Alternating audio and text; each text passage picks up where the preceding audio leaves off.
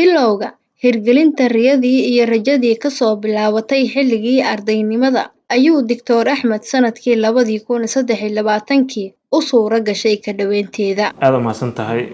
kaafiyo waxaan aad ugu faraxsanahay maanta inaan soo booqataan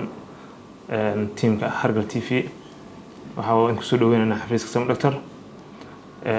runtii farxad ay noo tahay haddii aan maaragtay su'aashaas jawaabteeda aan u guda galo fikradda Sam Doctor waxay igu dhalatay runtii muddo hadda laga joogo 3 sano oo ku beegan markii aan jaamacadda caafimaad ka qalin jabiyay markaasoo aan generate gareeyay fikirka ah inaan hirgeliyo adeeg caafimaad oo fogaan arag ah. Nooc ahaan waa barnaamijkii ugu horeeyay ee laga hirgeliyo Soomaaliya sida uu inoo sheegay Dr. Axmed oo ah hirgeliyaha Sam Doctor. baaritaano badan oo aan sameeyay iyo maaragtay xoraamis badan waxa waaye ma jirin wax telemedicine ama adeegan caafimaadka fogaan aragga la mid ah wadanka hore uma jirin oo markii ugu horeysay oo laga hirgeliyo annagana noqon dadka ugu horeeyay oo telemedicine wadanka hirgeliya. Muddada kooban ee uu jiro barnaamijka fogaan la kulanka dhakhtarka waa kuwee magaalooyinka iyo deegaanada bukaanada barnaamijkan la soo xiriira ay ugu badan yihiin. ilaa hadda systemku wuxuu shaqeynayaa muddo hadda 3 bilood ah bukaanada dhakhtarka kala kulmay ama systemkan maaragtay lagula taliyay gobolada dalka bay kala joogaan iyo dibaddaba runtii waxa waaye waxaan xaqiijinayaa in ay jiraan bukaano ayagoo wadanka dibaddiisa jooga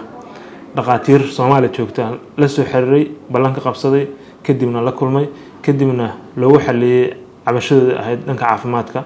sidoo kale gobolada maaragtay bukaano jooga aan la soo xiriiray magaalada Muqdisho maadaama ay tahay magaalada ugu population badan wadankana saas oo kale waxa waaye dad badan oo magaalada Muqdisho jooga dhaqaatiirta la soo xiriiray saas darteed marka goboladana waa joogaan dibaddana waa joogaan degmooyinkan gobolka Banaadirna waa joogaan. Inkastoo uu ahaa barnaamij ay bulshada baahi weyn u qabto haddana maxay ahayd caqabadihii ugu waaweynaa ee uu la kulmo. caqabadii ugu macnaha weyneed oo barnaamijkan intii aan dhisay kala kulmay dhowr caqabado jirtay caqabado iska badnaayeen waxaan sameynaa waxay ahayd wax laba sector ka kooban sector caafimaad iyo sector technology sidaas darteed marka is waafajinayo caqabado badan aan kala kulmay dadkii aan u bandhigi lahaa maadaama aniga caafimaad xirfadda caafimaad ahayd qaybta technology-dana aan u baahanahay dad kale oo ila fahmaya caafimaadka inaan helo si isku xiran oo isku waafajiyaan waxyaalaha aan kala kulmay waxaa ka mid ahayd inay macnaha ii sahlanaan weysay inaan helo dad maaragtay caafimaadkiina wax badan ka fahansan technology-dana expert ku ah. Howlgelinta iyo rumeynta riyadu waxaa marar badan ka dhalata caqabado iyo niyad-jab. Dr. Axmed markii uu la kulmay caqabadahaasi sidee ayuu ugu gudbay maxayse ahayd tallaabadii uu qaaday. waxaan aad ugu mahadcelinayaa runtii injineerada systemkan gacanta ku haya sameeyana suura galiyana in qof gobol jooga oo si sahlan dhakhtar xamar jooga oo kala kulmo asagoo system caafimaad oo dhameystiran u dhex marahay oo qofkaas maaragtay xogtiisa ay kaydsan tahay ay ilaalsan tahay markuu rabo heli kara maaragtay fariimo oo maaragtay xusuusin heli kara wax kasta oo qofkaas looga baahnaa in u fududaato